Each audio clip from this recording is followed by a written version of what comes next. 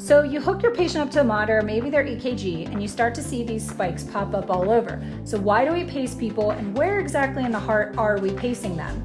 So if we see a spike right here before this P wave, what does that mean? So the P wave is when our SA node sends electricity to our AV node and then the atria contract. So if the SA node isn't firing correctly, our pacer is going to kick in and help send that electricity so that way the electrical signal can come down the heart. So this would be atrial pace.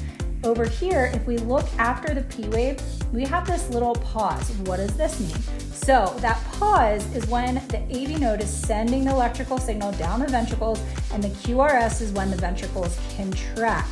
So if something is going wrong at this AV level and the electricity isn't firing, our pacemaker is going to kick in, and then we are ventricularly paced. So down here, if you see a spike before or after our P wave, now we have a dual chamber pacing. So these are considered single chambers, so one atrial pace, ventricular pace. And down here, we have both, because that means the SA node and the AV node are not doing their jobs correctly, and so the pacemaker has to do it for them.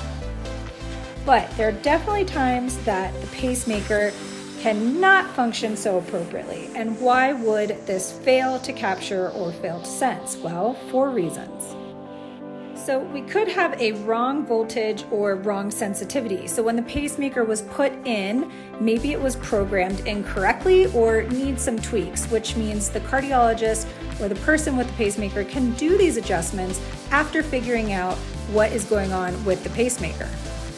The pacemaker could also be maybe in the wrong position, and that's something else that the cardiologist and the person that'd be reading the pacemaker would help figure out. And what I've most commonly seen in the ER is typically battery failure or a poor connection, which means they'll again have to adjust the pacemaker.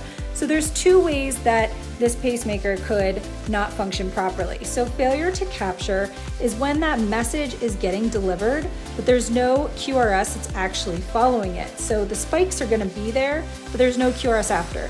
So we can also have an undersense. And if we have that undersense, it's actually not recognizing the patient's own beats.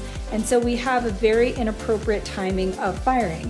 For oversensed, it means it's picking up artifact and it is just firing like crazy.